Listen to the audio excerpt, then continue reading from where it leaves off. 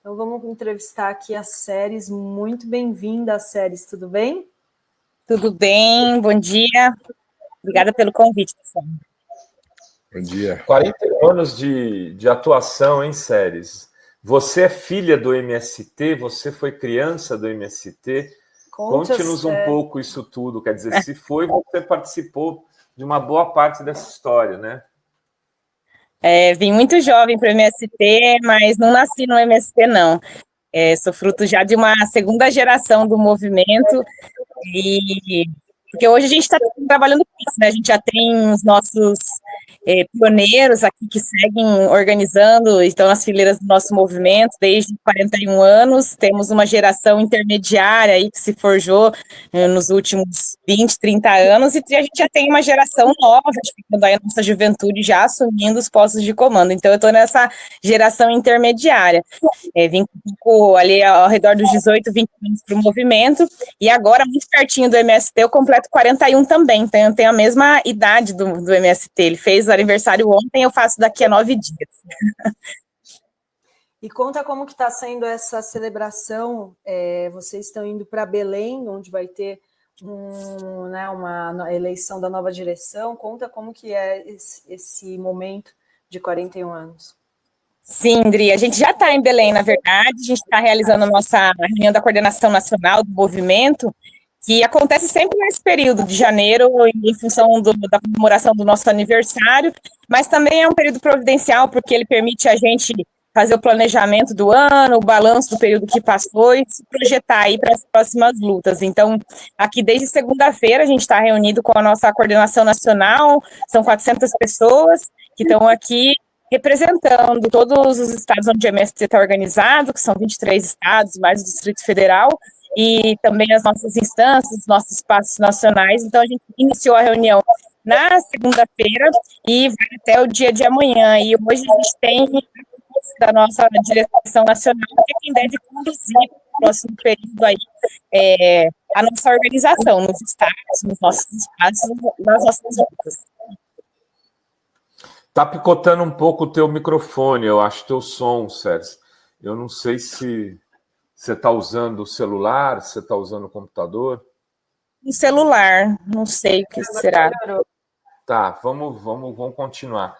Eu queria, Séries, te perguntar sobre como é que está a relação do MST com o governo Lula, porque outro dia eu assisti uma entrevista do João Pedro, achei bastante ácida, vamos dizer assim, bastante crítica, inclusive contundente. O Paulo Teixeira esteve aqui anteontem, eu falei, pô, o João Pedro foi para cima de ti lá, disse que não quer mais papo com você não, que tem que falar com o Lula, que você não resolve nada. Aí ele falou, pô, mas a vida é dura, eu tenho que continuar construindo as coisas aqui, pegamos um ministério destruído, tal. Teve já conversas com o governo depois daquela entrevista do João Pedro, as coisas mudaram ou estão do mesmo tamanho?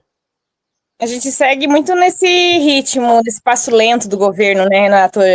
Uma expectativa que a gente tinha com a reforma agrária e com o governo como um todo, de que pudesse não só restabelecer políticas, mas reverter esse processo, de fato, de muita destruição e de desestruturação da sociedade do Estado brasileiro durante o governo Lula, mas o que a gente tem vivenciado, não só no campo, mas na cidade também, para as políticas de governo, essa morosidade, essa dificuldade de se recompor, e para nós, no caso da reforma agrária, isso tem sido muito impactante, porque a gente está iniciando o terceiro ano de governo efetivamente com nenhuma entrega. Então, até agora, a gente não conseguiu colocar a reforma agrária num ritmo de entregas, de prioridades do governo federal. Há algumas sinalizações, desde a reunião que a gente fez com o presidente Lula no ano passado, de que se avançaria nessa construção da pauta que a gente tem apresentado, né, já desde o início do governo, não só para o ministro Paulo Teixeira, mas também para um conjunto de ministérios que dialogam com a pauta da reforma agrária, mas efetivamente a gente não conseguiu desencadear nenhum processo de avanço que possa dar respostas concretas ao tema da terra, Hoje, pelos próprios dados do INCRA oficiais, são mais de 100 mil famílias acampadas. A gente estima que iniciou o governo Lula com pelo menos 60 mil famílias acampadas nos acampamentos do MST, então esse número já veio crescendo ao longo desses anos.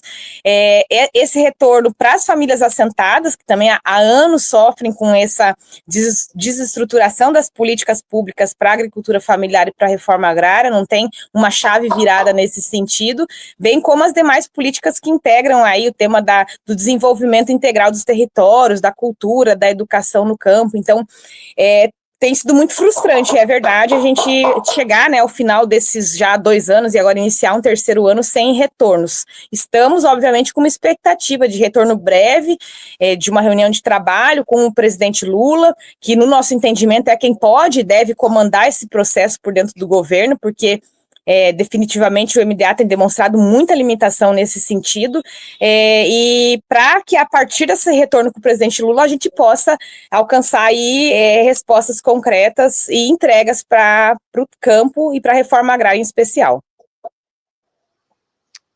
Ô Séries, eu, em muitos canais assim da mídia tradicional que eu atuo, sempre a percepção alocada pela extrema-direita, que é aquela percepção que é construída, eu chamo isso de sequestro da cognição pública, eles construíram uma imagem negativa do MST. E aí eu fico sempre com uma dificuldade imensa discutindo, mostrando as ações que o MST faz, a questão dos alimentos orgânicos, das pequenas propriedades. Eu queria que você desse uma atualizada ao público em geral sobre o que é o MST em 2025. Quais são as principais atividades do MST, além de defender, obviamente, a reforma agrária e tudo que defende, como é que o MST vive essas pequenas comunidades agrícolas, a venda desses produtos, os pequenos mercados? Conta para a gente como é que é o MST 2025. Legal, Felipe, é o mesmo MST de 84, veio acumulando um conceito, uma concepção teórica e prática de reforma agrária. A gente já fala há alguns anos de uma reforma agrária popular que está sistematizada e vai sendo, ao longo do tempo, melhorada do ponto de vista da sistematização escrita para nós, que é esse conceito de reforma agrária popular. O nosso programa agrário ele reflete isso, e ele se conjuga, então, com esse que a gente fala no nosso popular, aí um fazimento, né, um fazimento, entre aspas, que é esse praticar a reforma agrária para além de uma teoria que a gente concebe, que acredita que precisa ser um ideal de uma construção de uma reforma agrária que realmente cumpra com uma função social, não só da terra, mas também da vida em sociedade. Então, esse MST de 2025, que inicia esse ano com uma perspectiva muito boa de fazer luta, de organizar o povo, de botar o povo na rua para obter mais conquistas, é um MST que segue lutando, e isso para nós é central, é fundamental, né?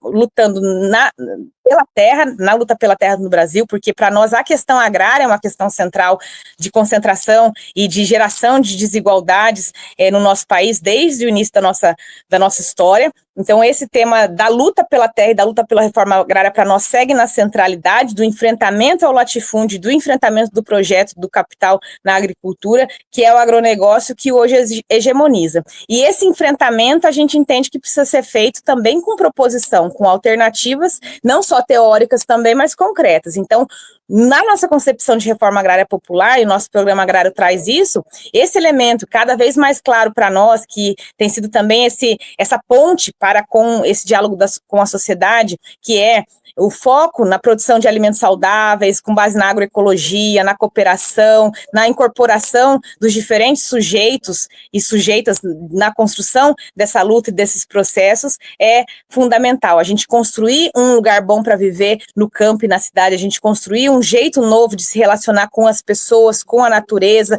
considerando essa crise que a gente está vivendo desse modo de produção, então, que está nos levando a uma catástrofe, né, uma limitação concreta da vida humana, não só da vida humana, mas de outras vidas, mas essencialmente também da vida humana no planeta. Então, a gente pensar um programa de reforma agrária que dialogue com tudo isso, ele é fundamental. E, sem dúvida nenhuma, esse MST de 2025, mais do que nunca, assim como dos outros anos que nos antecederam, é um MST que entende que a nossa luta não é uma luta isolada. não é uma luta para o povo sem terra, não é uma luta para quem está no campo, para quem se beneficia diretamente da reforma agrária. Ele é uma luta para toda a sociedade brasileira e, portanto, precisa ser entendida e incorporada por toda ela. Então, nesse sentido, a batalha das ideias para nós é fundamental. A gente disputar o pensamento das pessoas, né, essa compreensão da necessidade, da importância da reforma agrária para produzir alimentos, para cuidar do meio ambiente, para cuidar das pessoas, é fundamental. Então, é um MST que está disposto a seguir fazendo essa disputa, não só nas lutas, ocupando terra, organizando as fileiras da reforma agrária, mas também ocupando corações e mentes aí das pessoas na cidade, com muita alimentação saudável, com muita cultura e de qualidade e educação. Séries, e como que vocês viram essa eleição do Trump, que está movimentando aí a extrema-direita, que ataca o MST, ataca a pauta da mudança climática, pauta, né, e principalmente, né, os bolsonaristas, a extrema-direita no Brasil, em todas as cidades, assembleias, fazem a CPI da invasão de terra, fazem um ataque sistemático, né? E aí vocês acham que, como vocês viram o Trump nesse sentido, qual é a avaliação de vocês? Edri, esse é parte desse movimento do avanço do neofascismo no mundo, da extrema-direita, que se faz em ondas, né? Um movimento desigual e combinado. Aí, então, em alguma medida, outros países do mundo estão conseguindo fazer um embate maior para conter a extrema-direita, outros menos, e esse retorno do Trump à presidência dos Estados Unidos é parte desse grande movimento de disputa e dessa instabilidade também política mundial que a gente segue vivendo. É claro que isso é um sinal ruim, porque demonstra que, de fato, a extrema-direita ela segue viva, segue avançando. Agora lá, em outros momentos pode ser em outros lugares, então essa disputa se coloca de maneira permanente e a gente não pode, de maneira nenhuma, se compreender como uma ilha, porque esses movimentos entre os países também estão interconectados. A gente espera, por outro lado, que o Brasil tenha a altivez de se colocar frente a esse avanço, não só de discurso dessa extrema-direita que o Trump deve reacender, mas também em relação a práticas concretas de isolamento dessa política neoliberal e ultraconservadora que eles devem tentar voltar a implementar não só nos Estados Unidos, mas também nos países de influência aí, e em especial aqui no caso da América Latina. Então, apesar de ser um mau começo de ano nesse aspecto, com a volta do Trump à presidência dos Estados Unidos, a gente tem a expectativa que nesse sentido a gente possa também aproveitar para se reposicionar na geopolítica mundial, defendendo a soberania não só do Brasil, mas dos nossos povos, os povos da América Latina como um todo, frente aí a essa ofensiva imperialista que os Estados Unidos certamente vão tentar nos impor mais uma vez. Então, que a gente possa transformar isso num momento de resistência, de politização e de organização para além das nossas fronteiras brasileiras também. Muito legal, muito bem, Séries. Parabéns para o MST, parabéns para a Séries, né? Que vai fazer aniversário também. Vai fazer agora, né, Séries? Dia 2 de fevereiro. Dia 2, aí, ó. Então, já parabéns antecipado de toda a comunidade de fórum. E acho que é isso, né, Dri, Felipe? Muito bem, muito obrigada pela entrevista aqui hoje e vamos continuar acompanhando. Então. Volte sempre, Séries. A gente vai te chamar, tá? Obrigada, gente. Obrigada pelo convite. E a gente segue firmes aí nas lutas. A gente espera que 2025 seja um ano de muita luta, mas também de muita colheita. É isso aí. Obrigada, Séries. Obrigado.